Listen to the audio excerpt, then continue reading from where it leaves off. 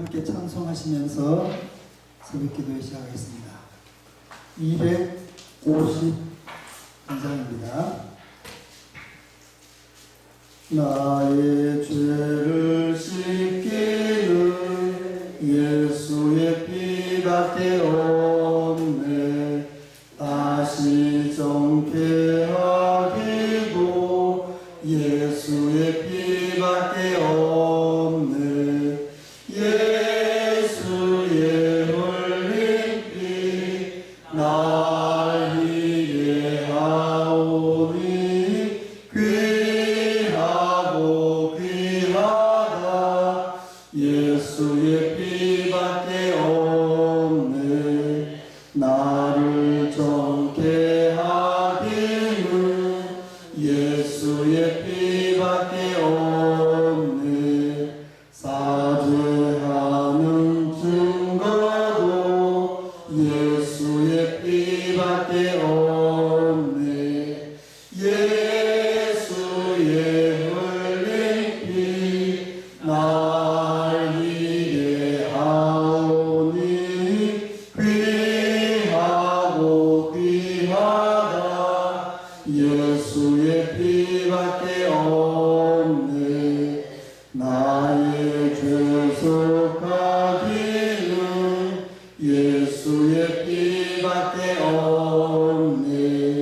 나는 공로 없으니 예수의 피밖에 없네. 예수의 흘린 피 날 위해 하오니 귀하고 귀하다. 예수의 피밖에 없네.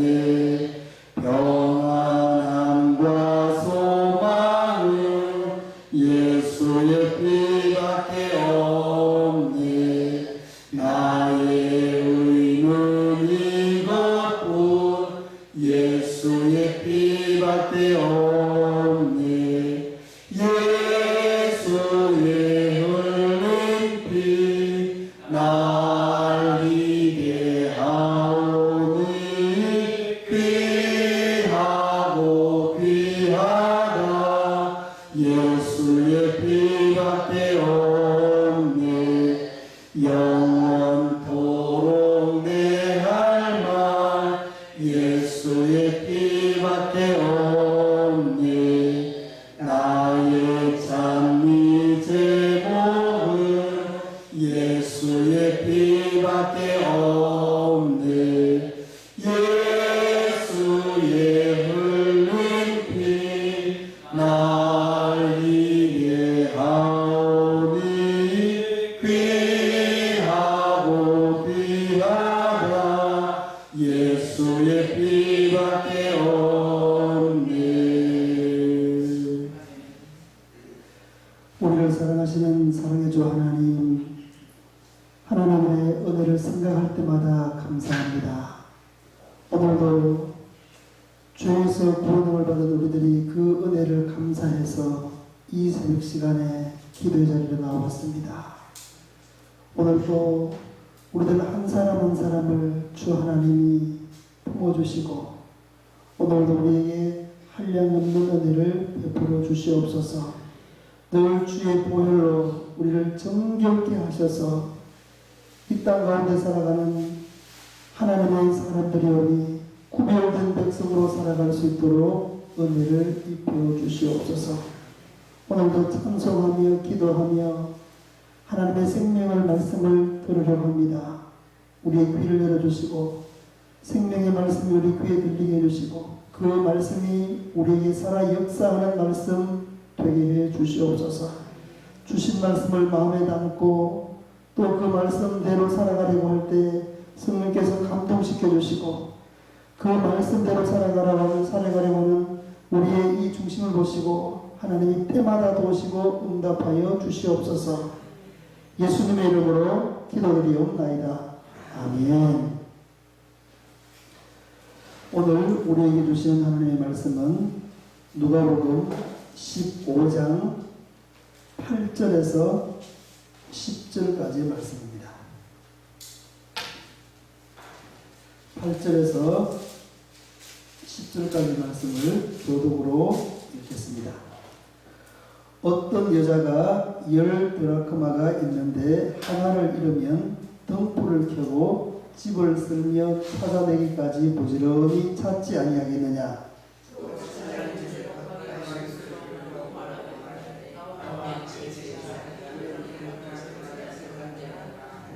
함께 읽겠습니다. 내가 너희에게 이르노니 이와 같이 죄 있는 사람이 회개하면 하나님의 사자들 앞에 기쁨이 되느니라. 아멘. 오늘도 이런 새벽 시간에 기도자로 나오신 이 자리에 있는 모든 분들에게 오늘 우리가 읽은 이 말씀을 통해서 은혜 주실 줄 믿습니다. 예수님이 가는 곳마다 사람들이 붐볐습니다. 별의별 사람들이 다 있습니다. 죄인 취급받는 사람도 있었고, 죄가 없다고 자기가 옳다고 여기는 사람들도 있었습니다. 바리새인들이 그 무리 가운데 있었고, 수군거리면서 예수님에 대해서 좋지 않게 비하하는 그런 언행을 했습니다. 그런데 또 예수님과 바리새인들과의 논쟁이 벌어진 것입니다. 예수님은 이런 사람들의 모습을 비유로 말씀을 하시는데 제대로 한 방을 먹이십니다. 한 방이 아니라 정확히 말하면 세 방을 먹이십니다. 주일 새벽에 이런 양의 비유로 한 방을 먹이셨습니다. 그리고 오늘 새벽에는 이런 드라크마의 비유로 한 방을 먹이십니다. 또 내일 새벽에는 이런 아들, 우리가 잘 알고 있는 탕자 비유를 통해서 한 방을 또 먹이십니다. 그래서 이 누가복음 12장은 전체 주제가 이런 것을 찾은 것에 대한 비유의 말씀인데, 그 비유의 말씀을 통해서 정말 죄인 한 사람이 돌아왔을 때 하나님이 얼마나 기뻐하시는지를, 그 하나님의 중심이 어디에 있는지를 우리에게 말씀을 해주십니다. 어떤 여자가 10드라크마를 가지고 있었는데 하나를 잃어버린 것입니다. 드라크마는 그리스의 화폐 단위입니다. 이스라엘의 유대인인데 왜 그리스 화폐인가라고 생각할 수 있습니다. 이 역사적인 사건을 우리가 좀 알고 있어야 이해할 수 있습니다. 이스라엘은 수백 년 동안을 강대국의 지배를 받아오고 있는 가운데 살아가고 있는 나라 민족입니다. 우리가 아는 대로 바벨론으로부터 70년 지배를 당했고, 그 이후에 바사라고 하는 페르시아로부터 약 200년 동안, 그 이후에는 그리스, 또 그리스와 관련된 나라들로부터 130년, 그리고 지금은 로마로부터의 지배를 받고 있는 상황입니다. 수백 년 동안 이렇게 지배를 받고 있는 것이죠.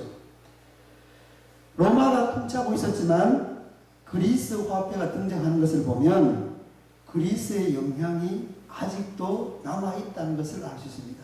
그리스의 문화가 상당히 강력했습니다. 로마가 통치하고 있지만 그 문화의 잔재가 아직도 남아있는 것입니다.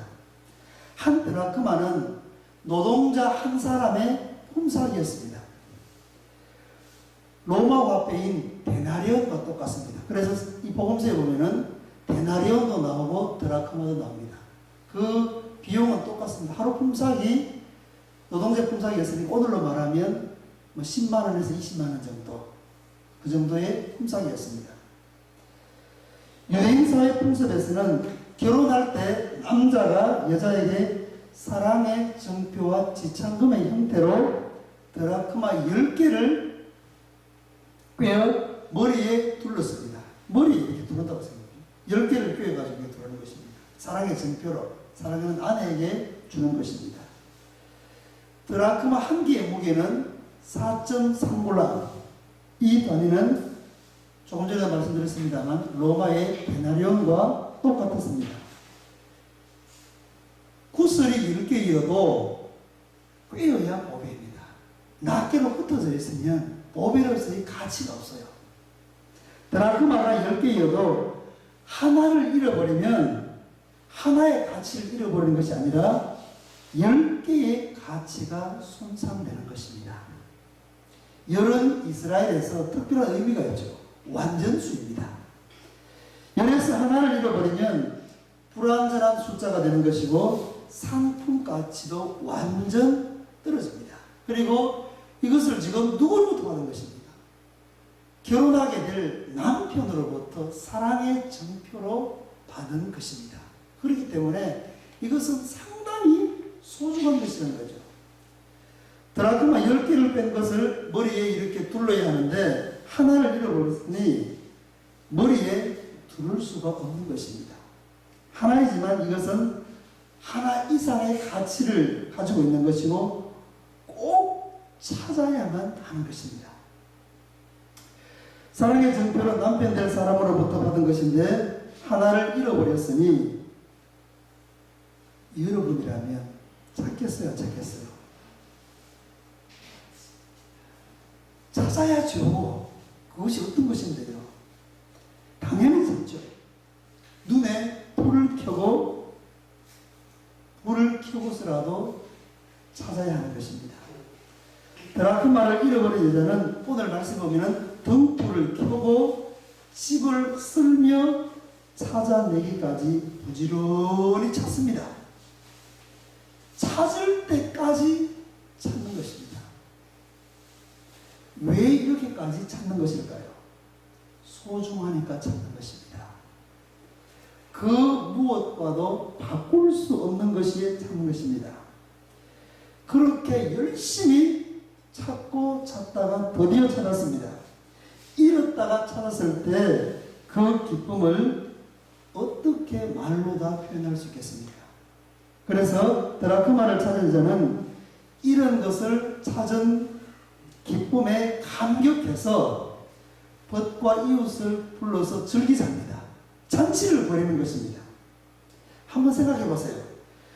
찾은 드라크마 하나의 비용보다 벗과 친구를 불러 한턱 낸 비용이 더 많을 수 있습니다. 더 많을 수 있어요? 한 드라크마는 하루 품삯이 했으니까 뭐 10만원에서 20만원인데 벗과 그 이웃 사람들을 다 불러서 한턱 냈으면 뭐 식사라도 한번 했으면 그 이상의 비용이 지출될 수도 있던 것이죠. 그럼에도 불구하고 이런 것을 찾은 기쁨과 감격이 지출되는 비용보다 훨씬 더 크다는 것을 우리에게 말씀해 주는 것입니다. 대가를 지불하고서라도 이런 것을 찾은 것에 대한 기쁨이 말로 닿을 수 없을 정도로 크다는 것이죠. 이 드라크마의 비유를 통해서 주님께서 말씀하시고자 하는 것이 무엇입니까? 처음 시작을 잘 우리가 알고 있어야 됩니다. 바리새인들이 자기들은 죄가 없다, 다른 사람들을 죄인 취급하며 옳은 척 여기며 살았던 사람들입니다. 그 사람들을 향해서 예수님은 비유를 통해서 한 방 먹이신 것입니다. 잃어버린 사람들을 찾고 그 잃어버린 한 사람이 돌아왔을 때 하늘나라에서는 잔치가 벌어진다는 것이죠. 하나님이 가장 기뻐하신다는 것을 말씀해 주는 것입니다. 하나님은 죄인 한 사람이 회개하는 것을 기뻐하신다는 것입니다. 죄인 한 사람이 회개하면 하나님의 사자들 앞에서 기쁨이 되느니라. 오늘 10절 말씀입니다. 죄인 한 사람이 회개하면이라고 했습니다. 잃어버린 드라크마 하나를 찾는 것과 죄인 한 사람이 회개하는 것과 무슨 상관이 있습니까? 그냥 얼핏 봐서는 아무런 상관이 없는 것 같아요. 그래서 예수님은 하나님의 나라를 어떻게 이해하느냐? 땅에 있는 것으로 하나님 나라를 비유해서 말씀하시는 것입니다. 드라크마를 잃어버린 사람의 입장에서는 한 드라크마가 자기의 소유이고 그 하나의 가치는 다른 어떤 것과도 바꿀 수 없는 소중한 것이기에 찾았을 때 그 기쁨을 말로 다 표현할 수가 없는 것입니다. 죄인 한 사람이라고 하는 것은 하나님이 보실 때는 잃어버린 사람입니다. 잃어버린 것이에요. 이게 연결되는 것입니다. 죄인 한 사람, 죄 가운데 살아가는 그 사람은, 그 한 사람은 하나님이 보실 때는 잃어버린 사람이에요. 반드시 찾아야만 하는 사람입니다. 그 아들 예수님을 보내어서 그 한 사람을 꼭 찾아내어야만 하는 사람, 잃어버린 사람인 것입니다. 모든 인생의 주인 되신 하나님의 잃어버린 사람이 죄인인 것입니다. 그래서 내가 왜 이 땅에 왔느냐? 잃어버린 자를 찾아 구원하기 위해서 예수님이 오셨다고 말씀하셨습니다. 이 죄인이 잘못된 길에서 돌아서는 것이 회개인 것입니다. 예수님이 왜 이 땅에 오셨는지를 알고 깨닫게 될 때 비로소 사람은 회개하게 되는 것입니다. 죄인이라는 것을 알게 되고 깨닫게 되고 감격하게 되고 잘못된 길에서 완전히 주님께로 돌아서게 되는 것이죠. 죄인 한 사람이 회개한다는 것은 하나님의 편에서는 잃어버린 사람을 찾는 것이고 찾은 것입니다. 세상에 빼앗긴 사람, 죄악에 빼앗긴 사람을 찾아내서 건지시는 것입니다. 그러니 죄인 한 사람이 회개하면 하나님이 가장 기뻐하시는 것입니다. 이 죄인을 구원하시기 위해 하나님은 예수님을 이 땅에 보내셨기 때문입니다. 그러면은 누가 죄인입니까? 로마서 3장에 보면은 모든 사람이 죄를 범하였음에 하나님의 영광에 이르지 못하다니. 내가 죄인이라는 것을 알고 그렇게 취급받는 사람이 있는가 하면 나는 죄가 없어. 이렇게 자기 옳은 척하고 살아가는 사람들이 있지만 하나님 편에 봤을 때는 모든 사람들이 예외 없이 다 죄인이라는 것입니다. 멸망받을 사람들, 심판받을 사람들, 죽을 사람들, 한 사람도 살 사람이 없어요. 세상에 모든 사람이 다 죄인입니다. 나도 죄인이요. 여기에 있는 우리 모두가 죄인이요. 교회 밖에 있는 모든 사람들이 예외 없이 다 죄인입니다. 예수를 믿는 우리는 용서받은 죄인으로 살아가는 것이고 예수를 믿지 않는 사람들은 용서받지 못한 죄인으로 살아가는 것입니다. 비슷한 것 같은데 다릅니다. 우리는 죄인이라는 것을 인정하며 살고 예수님 외에는 죄에서 구원받을 길이 없다는 것을 믿고 그 믿음으로 구원받은 천국 백성으로 살아가는 것입니다. 이러한 사람에게는 천국 영생이 약속된 줄 믿습니다. 그렇지만 죄인인 것도 모르고 죄인임에도 불구하고 그 길을 계속 걸어가는 사람입니다. 이 땅에서의 삶이 마지막이에요. 끝이에요. 갈 곳은 지옥밖에 없어요. 그러니 그 지옥의 불덩이에서 한 사람이 돌아왔을 때 하나님이 얼마나 기뻐하시겠냐 이 말이에요. 우리에게도 이 마음이 있으면 기도 안 할 수가 없어요. 전도 안 할 수가 없어요. 세상의 모든 사람이 죄인이요 죄에 빠져서 죽을 수밖에 없는 사람들입니다. 죄에서 구원받을 길은 오직 한 가지 길밖에 없습니다. 그래서 예수님이 첫 번째 선포가 무엇이었습니까? 회개하라! 천국이 가까웠습니다. 회개하는 사람에게 천국이 열리는 것입니다. 회개하면이라고 했습니다. 이 회개하면이 어떤 의미를 담고 있습니까? 예수를 구주로 믿는 길인 줄 믿습니다. 죄인이 회개하여 구원받고 천국에 들어가는 걸 하나님이 가장 기뻐하시는 줄 믿습니다. 사도행전 16장 31절에 그 감옥문이 열리고 죄인들이 막 나가려고 할 때 그 간수가 두려워 떨고 있었습니다. 어찌하면 구원을 받을까? 이렇게 두렵고 떨리고 있을 때 바울이 무슨 얘기를 했냐면 주 예수를 믿으라. 그리하면 너와 내 집이 구원을 얻으리라. 할렐루야. 다른 길이 없어요. 오직 예수 믿는 길 이외에는 다른 어떤 길도 생명길로 나아갈 수가 없습니다. 죄인인 내가 구원받은 것 감사해야 할 일 아닙니까? 평생 감사해야 할 일인 줄 믿습니다. 그러니 우리는 매일매일의 삶이 감사의 삶이어야 합니다. 범사에 감사하는 것입니다. 이것이 하나님의 뜻이에요. 하나님의 뜻 가운데 우리를 구원하셨고 자녀 삼으셨기 때문에 감사할 수밖에 없는 사람들입니다. 나의 가까운 사람 중 죄인이면서도 죄인인 줄 모르고 살아가는 이는 없으십니까? 그런 사람이 많잖아요. 우리의 가족 중에 있을 수도 있고, 친척 중에 있을 수도 있고, 우리가 아는 친구들 중에 있을 수도 있고, 우리 마을에 사는 사람들 중에도 이런 사람이 많아요. 이런 사람들을 볼 때 안타까운 마음이 있어야 하는 것이죠. 잃어버린 사람으로 살아가는 사람, 하나님이 찾고 싶어하는 사람, 이 사람들이 정말 하나님 품으로 돌아오기를 간절히 원하고 계시다는 것이죠. 이 마음이 우리에게 있어야 하는 줄 믿습니다. 이 마음이 우리에게 있을 때 우리는 기도하게 되고 눈물 흘리게 되고 우리의 입을 열어서 복음을 전하게 되는 줄 믿습니다. 죄인 한 사람이 회개하면 하나님이 가장 기뻐하십니다. 언제까지 죄인으로 그냥 살아갈 수 있도록 놔둘 수는 없잖아요.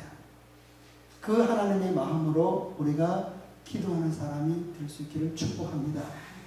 나의 가까운 사람 중에 회개하고 돌아와야 할 사람이 하나님께로 돌아오도록 우리 기도하는 사람들로 살아갈 수 있기를 간절히 소망합니다. 그 마음을 품고 우리 주님 한번 부르면서 같이 기도하도록 하겠습니다. 주여, 우리를 사랑하시는 사랑의 주 하나님, 은혜와 사랑을 감사합니다. 오늘 이런 새벽 시간에 우리들을 잠에서 깨워주시고 오늘도 기도하며 찬송하며 이 하루를 시작을 해주셔서 감사합니다. 죄인된 나를 주 하나님이 은혜 가운데서 불러주셨습니다. 죄악 가운데서 건져주셨습니다. 하나님의 전적인 은혜입니다.